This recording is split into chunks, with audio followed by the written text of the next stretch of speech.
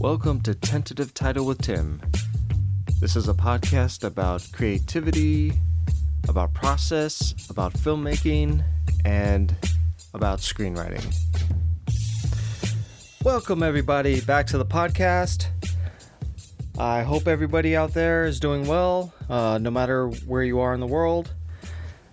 And so yesterday was a Father's Day, at least here in the States. I don't know if it's worldwide. I never bothered to really check, but at least here in the States, we celebrate Father's Day. It's a nice little day that, we celebrate Mother's Day, and we also celebrate Father's Day. And Father's Day, it's like,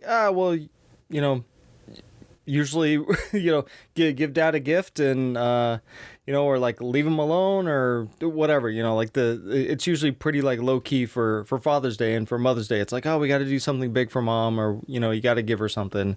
That's usually the case. Anyway, that's besides the point. What I really wanted to talk about was just the portrayal of fathers in film and how it's kind of evolved over the decades, at least in the years that I've been alive watching movies and TV shows. I've seen it kind of like I've seen this like evolution of fathers being revered, and then all of this like all of a sudden they were kind of turned into jokes and just kind of like not taken as seriously. Just because that was just how things were evolving. So when I was growing up, there were some like father figure characters in some movies, and they were usually like mid-range like films. Like there was like Parenthood. There was like kid-friendly movies like Beethoven and stuff like that, where it's like there was a father figure that you could tell he was doing his best. You could tell that he was trying to make those sacrifices for his family. Those were, I guess, ingrained in my mind when I watched them as a kid, where I kind of identified that like, oh, this, so that's what a father does. It's like I've been lucky to have a father my entire life. So I got to kind of see like what, the examples that he set forth for me. But, I always took, I also like took examples from, what I saw on TV and from what I saw in the movies. And so those but they were like they seemed to be very limited. And of course I was, I was a kid, so I wasn't watching anything too grown up, at the time.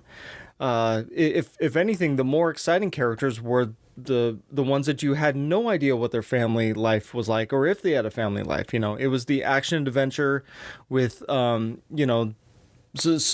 like an Indiana Jones or a James Bond, or just one of those exciting characters that you could tell that they were always that they were always out there in the world doing something, trying to save the world from from evil men, and those movies were really exciting, and like I love to watch those. If you've listened to previous episodes, it's like I really love action adventure films, and being able to like to see those characters like just kick ass was like, oh yeah, as a kid I was like, this is great, I love this. But then there was the other side where I got to see kind of like the the more realistic, closer to being realistic like father characters in some of these other films. And so it seemed like that was kind of like striking a pretty good balance between a father figure who didn't necessarily like he was doing his best. Like he wasn't perfect, but he wasn't like a schlub. He wasn't a person who just was taking more of the selfish route or the cowardly route. I would always like I'd always see like there was this dignity with these characters, and it was something to look up to, and that was actually more attainable than, like the Indiana Jones or the James Bond. I mean, like, granted, they lived by their own code, their own, like they had their own morals, that, you could take something away from, but, when it came to like these other characters, it's like, oh, okay, well, I can not necessarily, take specific examples from their, from their portrayals, but at least like being able to understand that this is the reality of what it takes to be a father in the real world. And you will probably encounter these things as a father in the real world. And, so, but then as time went on, and this could be that like, I've grown up. I'm also a father myself, so I kind of have a different perspective on things. But I noticed over time, especially on television. But I mean, there have been some examples through film as well. But where the father figure, and we can talk about like just in terms of like father figures in like animation, because like prime example is The Simpsons. And as a kid I loved The Simpsons, but Homer Simpson was like, I mean, he was pretty selfish. He was kind of a terrible character in a way. Like they did show him having more heart at the beginning, but there were still tons of things that he was doing wrong, and not to be an example for anybody on how to raise their kids. So there was kind of that part of it as well, that I guess started to devolve the idea of the father, and the father became more complacent. The father became more of being dragged around by the needs of everybody else, and not really having any kind of they seem to be retreating a lot. Like in a lot of the sitcoms, the father was always like, hey, I'm going to the man cave, or I'm going to the bar, or I'm going, like, always trying to get away from the family, always trying to do something that they kind of despised being a father. And I started to really notice that, especially as, like I said before, being a father, just watching these characters and thinking, wow, the father is no longer a position to want to be a part of or to strive to be. It's now a position that is like these characters want to run away from. And I mean, we're gradually coming back to these characters who love being fathers. I mean, like on Modern Family, there's a clear example of, generations of fathers who, like, are still doing their best, but like, they're not.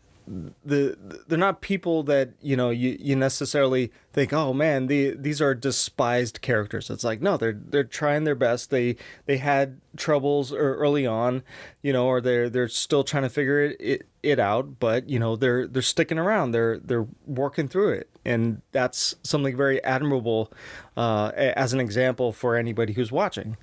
Now, I'm not saying okay, so this kind of bridges into another podcast that I want to have in the future, but just because we have like having flaws and conflict is what drives the narrative for a lot of these shows. And so it's very important to have a character who is messing up, because that's where the drama is. That's where this kind of arc of like of a character who is not perfect, who is screwing up, that maybe needs to find a way to either learn from their mistakes, or the point of the show is that every week they make new mistakes, and like there's no consequences. And there are those characters as well. There's those father archetypes as well, that they just every week they screw up, and then the next week it resets, and then they do it again, and they do it again, and do it again. And that's just the framework that show, or if it's a movie, it's like if if it's a franchise or whatever, it's like that's just what they do in that franchise. So I get that, and I want to say that, like, not every father figure in fiction needs to be perfect or needs to be this, like, upstanding kind of character. I get that, but I just noticed a trend over over the decades that, like, most of the father characters were like men that didn't necessarily have any agency or have any, like, I guess, power over their own lives or a willingness to change, or just having a set of standards. They just seem to be, like, very very, like, spineless, like, characters, and in a way it's like you don't necessarily have to take lessons away from any, like, movie or TV show. But I mean, I did notice that it kind of ingrained in my mind that I was starting to kind of, like, copy some of the habits of like some of these characters, and eventually I got to a point where I was like, wait a minute, this is not the way to be acting. Like, this is not something that I should strive to be a part of. This is I should try to do better, to become a better human being over time, and not to be, like, stuck in these, like, these bad habits. So, like, I'm not saying that, like, I have to see, something, like, I have to see myself in when it comes to, yeah. Speaking of which, my son is here. Yeah? What do you need? Can I have a dessert right now? Okay, well, after I'm done. Okay, all right, go on. Okay, so, I'm gonna go and watch some TV. Oh, okay. Anyway, so they, getting back to my point of, like, I don't necessarily have to, like, see myself represented in these characters, but it is important to have characters that that you can strive to be like, and that have certain traits about them that are that you can admire, and this can be, like, any race, any gender, okay, we're talking about fathers, but so obviously it's going to be male, but just in general, just having a set of standards as a character that you can look at and admire and say, okay, like there's here's an example of what to do in this situation. It's like, because like part of the fun of creating these stories is that you get to put characters in these insane situations, and you get to kind of try to solve the problem. If you're creating it, you're just like, you get to try to solve how to get out of this situation, and in a way it's like it's learning how to become better people, because you're solving this fictional character's life or problem or what have you, and it gives us a chance to kind of work through the solutions that we might actually find ourselves in down the line. And not that it's going to be necessarily a specific situation, but you're just in the way that, like, a character that you admire solves a problem, it is actually something that we can take from fiction and apply it to our own lives, and try to like emulate that same kind of reaction.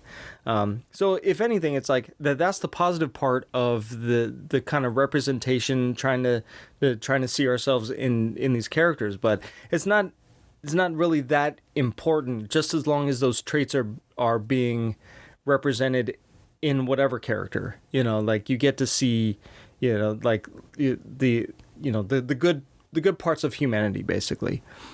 But we've kind of gotten away from that. Like, now the father character, in a way, is just like, or like the father character and the husband character, like one and the same, obviously, but is kind of being diminished and turning into, like, a joke. And so, in a way, it kind of makes it seem like if anybody's watching these shows, it's like, well, why would I even like strive to want to be a father if like, I'm seeing nothing but these characters just being just crapped on all the time. And like it didn't stop me from becoming a father, so it wasn't this like it wasn't because I saw like a show that I was like, oh, I'm never gonna be a father ever again. It's like I always wanted to be a father. And so but there are people who are very impressionable, and they might see something and say, yeah, well, what's the point of even like trying to have a family, because like if all I'm seeing in media is the diminishment of this role, then like I don't want that, they're like, well what's the point, so anyway, it's something that has been on my mind for a while, because I have a son, and I don't know where the narratives are going to go, but I also have faith that narratives kind of like swing back and forth. So like, we'll go to the extreme of like, the father figure being very despised, and then we'll swing back around to father characters being revered again, and then we'll swing back around to them being despised. And, it's just going to be this circular thing that goes on and on and on. As long as we're creating stuff that we're going to, overcorrect one way and then overcorrect the other way. And it's just that's going to happen as long as, as long as we're creating stuff, because as people who watch have watched a lot of movies and TV, like you get bored with the same kind of like stories, and so you want to like switch it up, and that's kind of like what seems to happen every generation. It's like one generation takes it one way, another generation takes another like the completely opposite way, and it's just this back and forth, and it's going to go on forever, which I mean, I guess is fine, but I think like learning that certain archetypes, certain characters are actually important to kind of like maintain for the good of like society is a very healthy thing. It's our myths. It's what we can look to and say, this is a representation of like what it means to be a good human being, of like of what living a life and with high standards is like, and to go after those stories, and to say, no, these stories are important. Let's not diminish them because we want to subvert these the expectations of the audience. Let's continue to maintain this standard for these characters, and sure, you can create like when it's like an established character, like let's not subvert those like the expectations for those, but you can create brand new characters who are the completely opposite and who are terrible characters, and it's like, here you go, here's the opposite of what this character could be, and let's play with that, so I hope all that made sense.